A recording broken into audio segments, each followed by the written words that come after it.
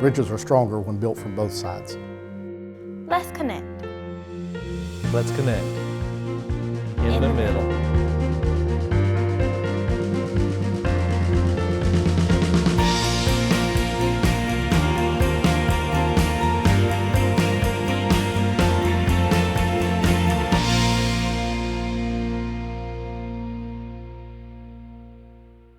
Hello and welcome to Building Bridges, a show on the Greensboro Television Network that highlights ways members of the public and members of the police department can connect with each other. I'm your host, Sandra Hughes.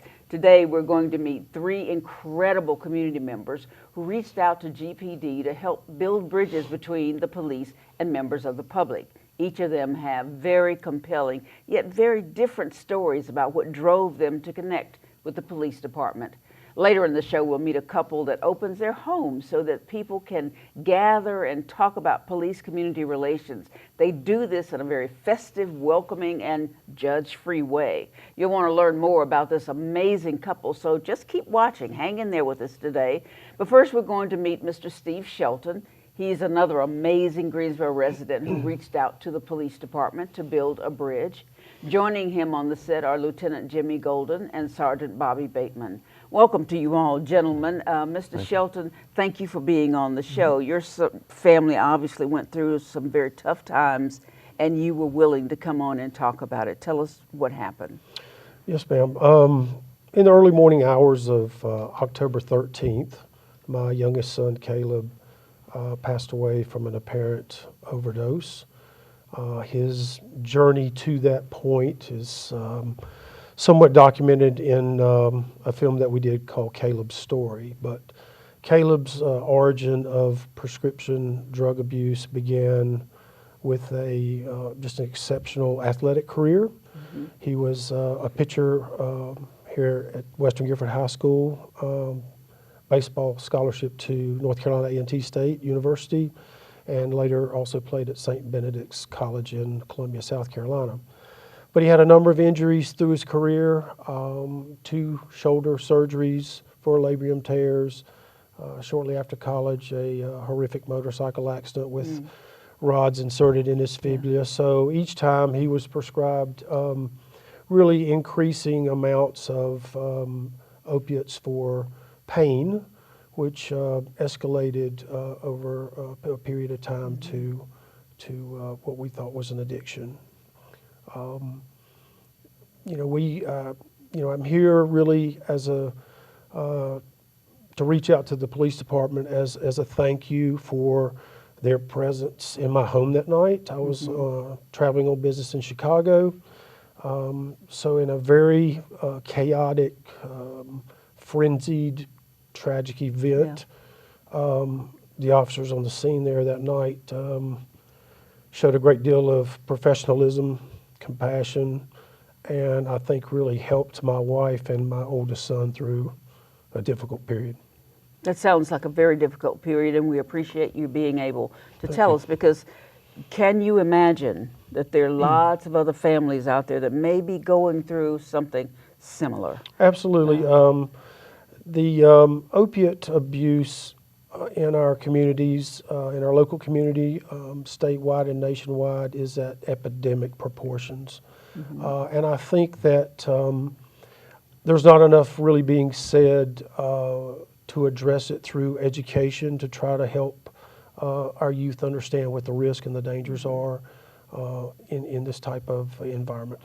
So you know, Lieutenant, about what he's talking about. Yes, ma'am. Is that right? I mean, this is his story, but there are other stories, right? Absolutely. There are countless numbers of stories just like this, and we're not immune to it.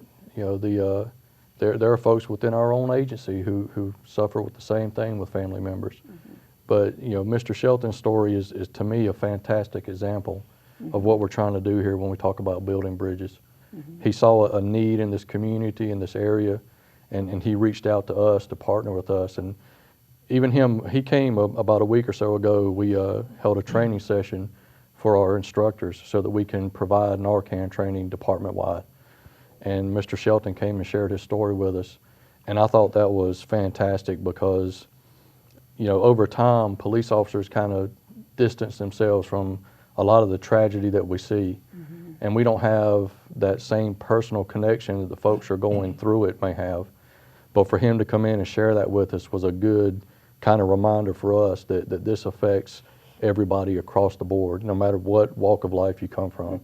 So we can't express our gratitude to him enough.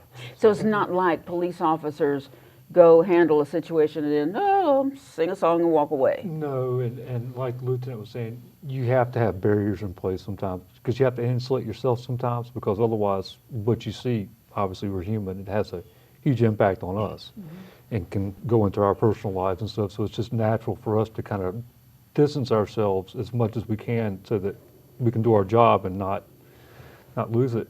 And so, but because of that, sometimes you do kind of lose touch with the person and the individual or the family because you're there for just a short period of time and you go on and we don't often hear or see about what happened after we're gone. So it's unfortunate, but it's important that we hear from families sometimes that, hey, look, this is what happened. I appreciate it. This is how you reached out to us, how we appreciate it, because we may not hear that otherwise.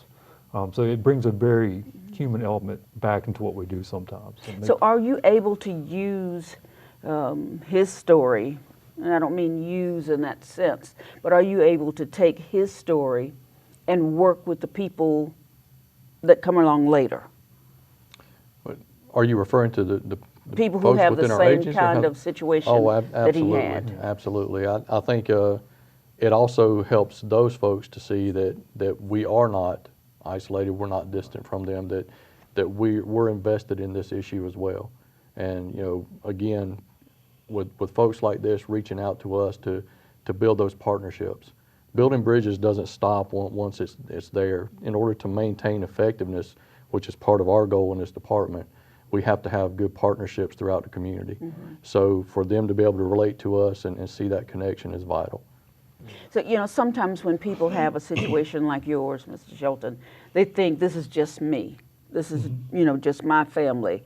But, and sometimes you don't think about the fact that maybe somebody right down the street's having the same situation. Is that how you felt? Well, you never think it's going to happen to your family, right? It's So always somebody else. it's always someone else. But then when it does happen to your family, it just really awakens you to the issues in our society. And as the officer stated, this addiction transcends race, gender, societal class, levels of education. It does not discriminate who it impacts. And I think for the officers to be able to carry Narcan, it provides just another avenue for a first responder to possibly save a life and give that person a second chance. Tell us more about Narcan. Narcan is a medication that's used to counteract the effects of narcotics. And it can be administered a lot of different ways. The way we'll be using it, it will be as a nasal spray. We'll go up into to one-time use, one-time dose that the officers will administer, and it counteracts the effects of any narcotics they may have in their system. It's been around, and I don't want to speak above my head, but it's been around for a long time. And I think there's several other agencies that may actually have it. So that's something that can be presented, because a lot of times you'll get a call, an officer will get a call about a suspicious vehicle on the side of the road somewhere, subject passed out behind the wheel. Well, your normal inclination, especially depending on daytime, to drunk driver. And you get there and there's no indications of alcohol or anything like that, but they're just not responsive. But they're breathing and they have a pulse, so it's not a CPR type situation. We call it EMS. Well, we have a very good EMS system, but sometimes it takes them a while to respond. So it's more and more tool, and as heroin and all these drugs are on the increase, it's been well documented. If we can get that person going sooner, have the availability to give them a medication, which we know works, get it into them, get a pulse going, get them back to becoming responsive, the quality of life and the chances of improving their quality of life go up dramatically. And that's on the rise. And it's so, the more we can do, Lieutenant Gold and I have been police officers for over 20 years.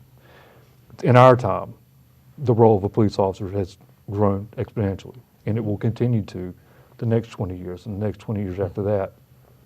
So arresting people is about this much. It's about what we do.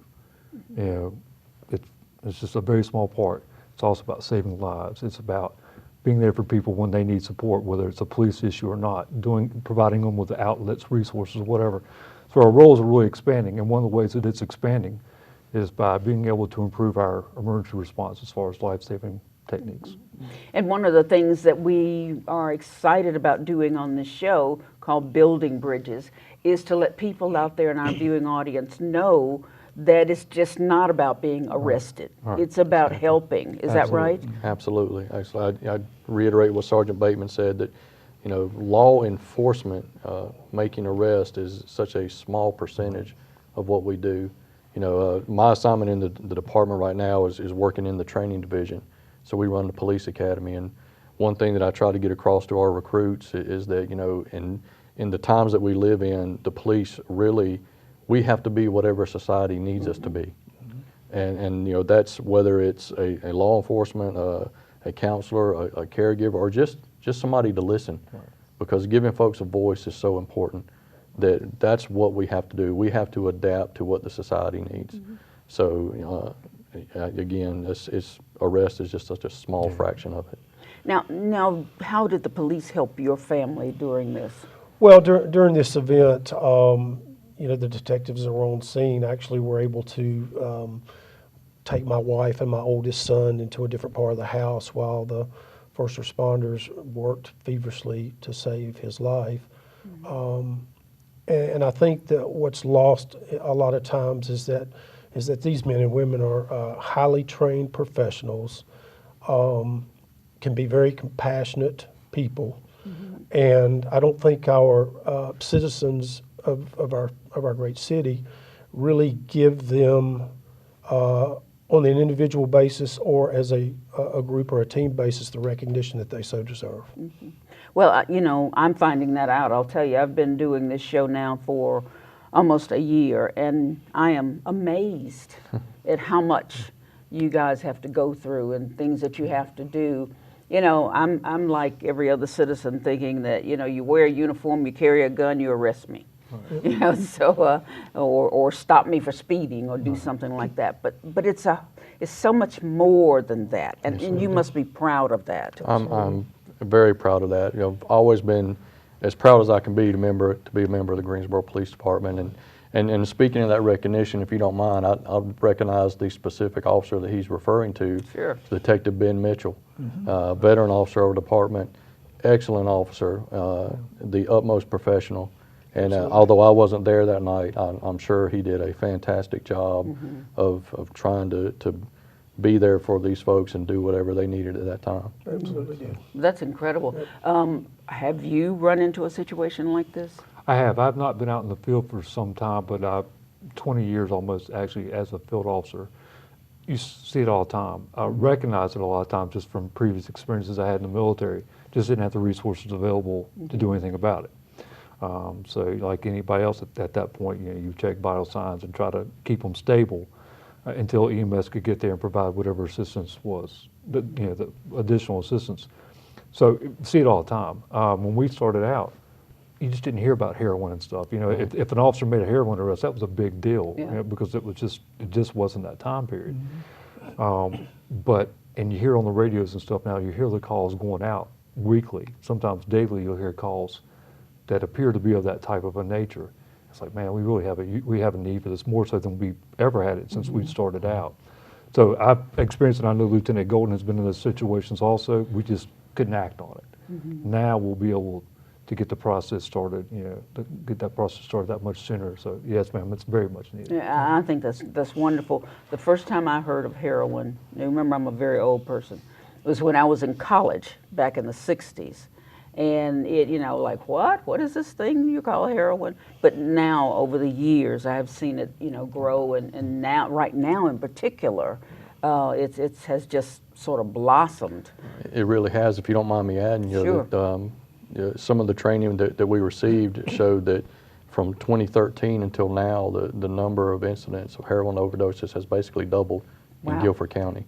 There was roughly 500 then, and there's been over 1,000 this year. So it's so important to get this training out to as many agencies as we can. So are you going to be able to do that? Yes, ma'am. Get it Absolutely. out? Yes, ma'am. Okay. Yes, And ma'am. I guess you'll be willing to help And with any your way- story? Any way I can. Yes, Well, ma'am. That's wonderful. And I thank you very much for telling us Thank your you. story.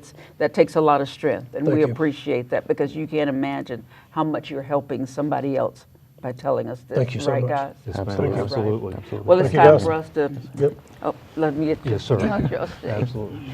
Time for us to take a quick break, so stay with us. When we return, we'll welcome two new guests to our program, Building Bridges.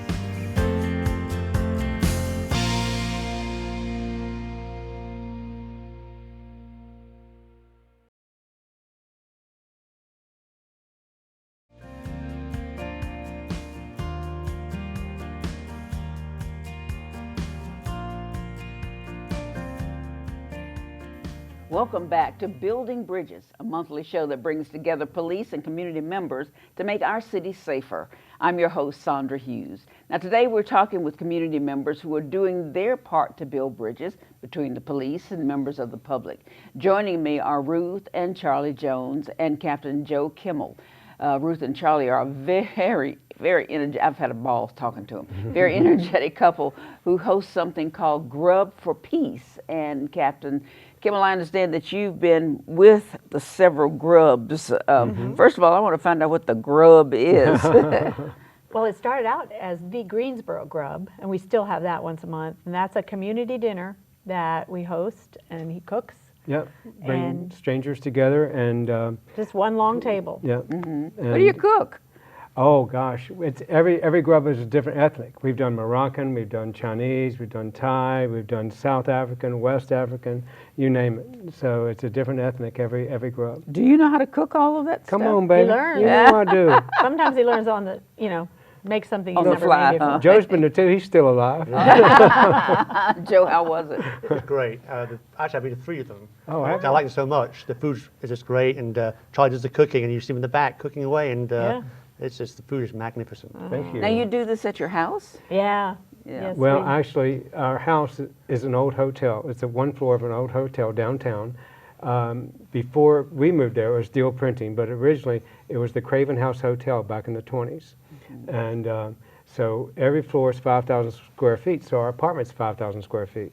So we have a 71-foot hallway, 8 feet wide, 71 feet long, and we put 4 10-foot tables down the hallway and invite 60 people over to eat, and it's the most fun I've ever had in my life. Oh gosh, it sounds, I'm getting hungry right now thinking about it.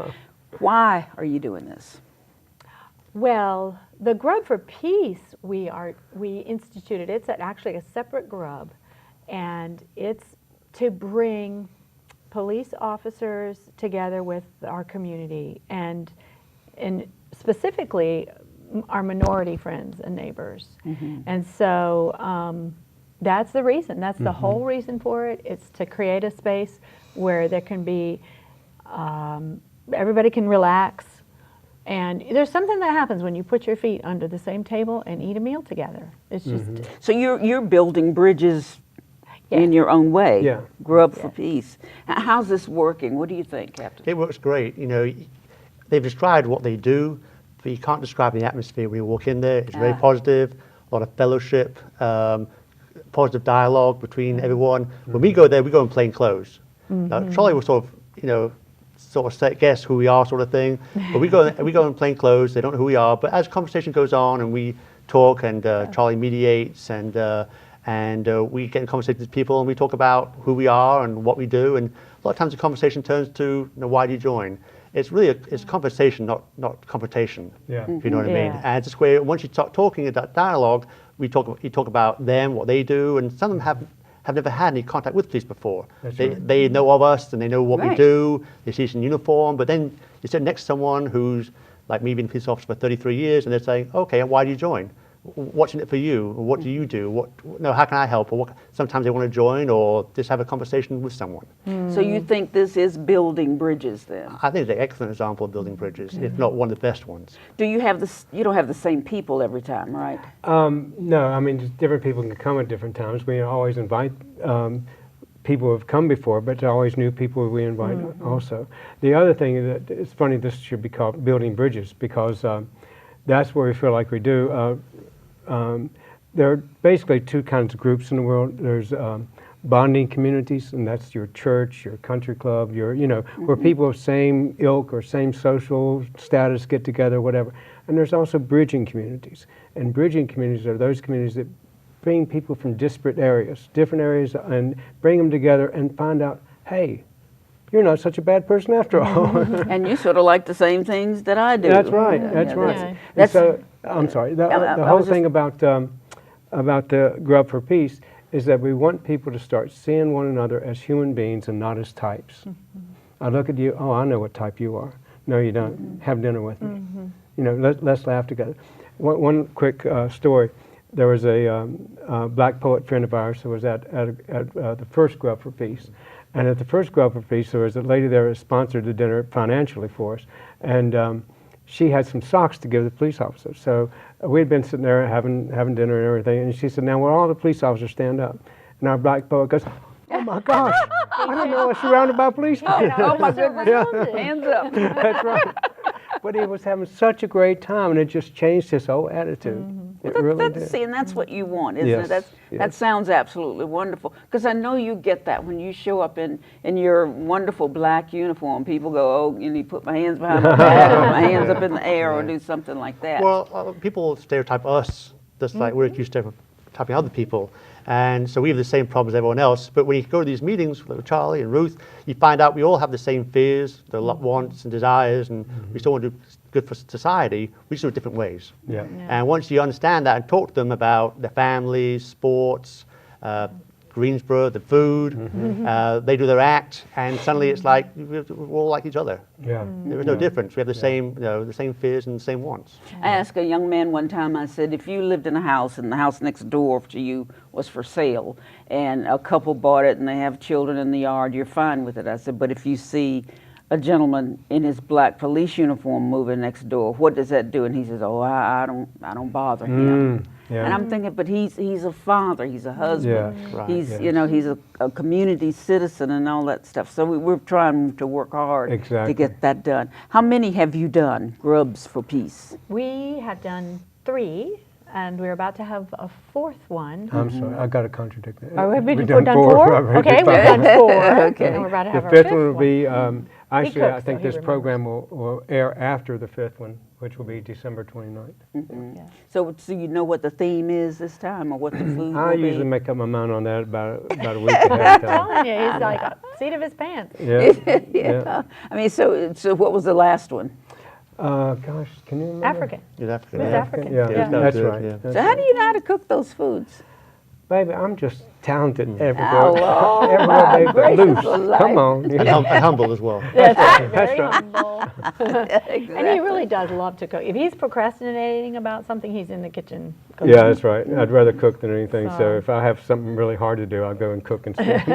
I was going to say, Charlie's really the moderator during the whole thing. He's a conduit where everyone goes through and comes out. And he breaks the ice, and he's almost like the there's roast sort of thing. Just start the conversation going, and then be like, okay, I'm out, sort of thing, and it goes from there. Yeah. Yeah, he's not genteel. He's a very, he yells at people. Oh, That's basically. right. That's Gets them in line. But So how do you know who to invite? how do we know who to invite? Well, we started the Greensboro Grub by way of moving to town, and we didn't know anyone. So we would just meet people at the grocery store or whatever and say, you may be interested in a dinner. We had these little cards that Yeah, we and handed out. may be interested in a dinner we have at our house called Greensboro Grub. And so that's really how it is. But at this point, it's more friends inviting friends. I see. So about half the people that show up this next time will be people that their friends invited that we don't have no idea who they are. So is that the way it happened with the African dinner? Yes. So was everyone there African? No. It's just the It's just different the ethnic food. foods. The Yeah. food is the only thing that is ethnic about it. Yeah. If we had real Africans there, I'd probably say, this isn't good African. Yes. What are you cooking here? That's right. But I think for the Grub for Peace, we really did want to sort of make a point to invite our minority, especially African American neighbors and friends. And we have a lot of those contacts through the Grub, the regular Grub.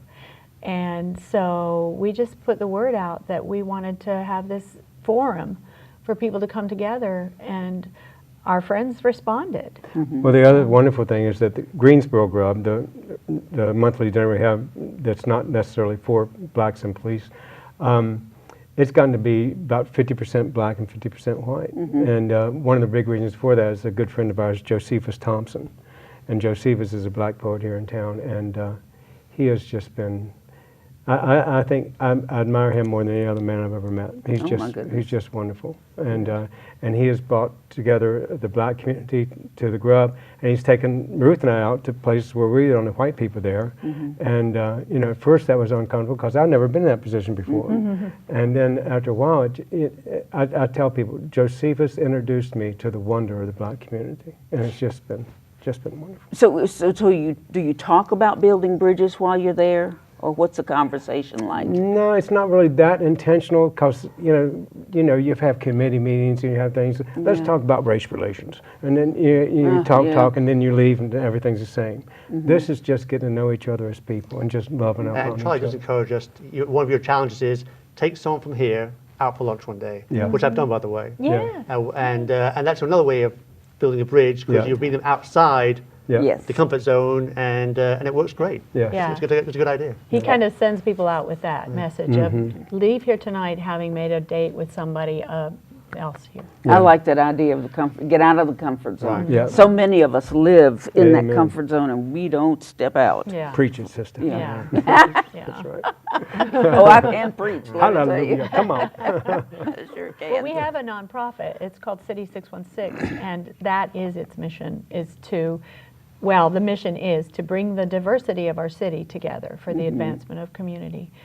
Because so often we do tend to isolate right in our comfort Yes, we zone, do. and we don't want to, because we might say something wrong, or we might act in a way I that don't care about disturbs that. people. Or That's right. yeah, he Yeah, doesn't care. that's right. I mean, you have to be, you are careful about what you say and how you say it for fear that someone's going to take it wrong. That's right, yeah. And so, I mean, maybe we do step all over people, I don't know, but they come to see, oh, I'm sorry, I keep touching. They come to see our hearts, and we see their hearts, and you realize there's something deeper than if somebody stumbles or says something that might offend you, or, and you realize, no, they're here to really communicate grace and love, and that's our agenda for the Grubs. That's how it started out. The only agenda was to love lavishly. And you know what? And we remain apolitical, but I've had these two comments said to me by several people. Number one, someone said, "Man, I told that guy to come to the Grub because there's not a single Democrat in the whole thing." Oh. And then I had someone else say to me, "I told my friend to come to the Grub because there's not a single Republican in the whole thing." So, we're beyond that. Yeah. We're just getting down to who we are as people. Could you feel that when you were there? Very much so. It's very open dialogue, and you talk about many things. You don't take sides. You just talk, like you do at any other place you go to. Yeah. Well, that sounds delightful. I mean, I wish every person could almost be required to do something like this so that they can get into the comfort zone or get out of their comfort zone and into someone else's to find out more about them.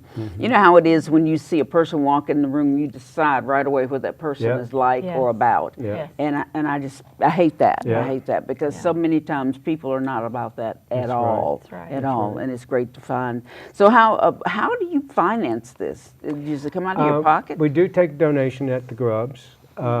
The first couple was Grubs for Peace with the police officers was underwritten by a local business person, but we take donations. It usually covers costs. But other than that, she mentioned City 616. Our website is city616.org, and you can go there and sign up to be on the Grub list, and also you can donate. It's Christmas time. Oh. Okay. We really can give you money? You really can. They might edit that part Gosh, out. I never thought about that. Yes, they can give us money. That's a good idea, yeah. That's right. How would you like to see more of these around the city? I'd love to see more, and I encourage officers to come to the ones that we do just to see it. And I think it'd be great if other people could take up the mantle and do the same thing in their own little way. And I think small victories we'll get there in the long run. That's right. You got to start small and we'll grow. That's right. Yeah. You know, I see so many groups doing things in their own group. Mm-hmm. Yeah. You know, churches will have a church Yeah. dinner, but it's usually their church members Yeah, or that's a right. community or whatever. And I think what you two are doing is just absolutely fabulous. Well, you need to come to the next one. Yeah. Well, let me know when it is so I can come You and got it. grub. You got it, sweetheart. Well, you know, we did have one friend, one woman who came to the first one, and I overheard her talking with Josephus actually, and she said something to the effect of, "Now, what good is this really going to do?" Oh, really? And just the point that he made that we have to start with baby steps. And so I feel like this is the first step, and hopefully will blossom into something bigger. I think it sounds absolutely wonderful. And I appreciate you doing it. I'm sure the police department appreciates We it. do, we do. Perhaps, I mean, how did you know to go? I'd actually been to their place before at a wedding, and then they advertised it. I said, I'm going to go. And it turned out that it was a turning experience of my life. Yeah. I'm so glad you didn't mention that drug raid. I'd No, actually been that's to their just place a joke, before. right? That's just a joke, folks. Goodness. Well, you two have been delightful to talk to. I can't Thank reach you. all the way over, Thank but you. thank you so much for Thank you for being having here us. today, and I've had fun talking to you. It's been great. Well, I thank all of you for watching. I'd like to thank our guests for being a part of Building Bridges today. Each of them has shown us how every one of us has the power to make those connections and those partnerships that make all of our lives better. Maybe they have inspired you in some way to reach out and unite police with members of the public. Think about it. Thanks for watching, and until next time, I'm Sandra Hughes. Be safe. This show was funded in part by the Greensboro Police Foundation, an independent nonprofit organization whose mission is to enhance Greensboro's economic strength by promoting the safest city possible for its residents, workers, and visitors through support of the Greensboro Police Department. For more information about the Greensboro Police Foundation, visit www.greensboropolicefoundation.org.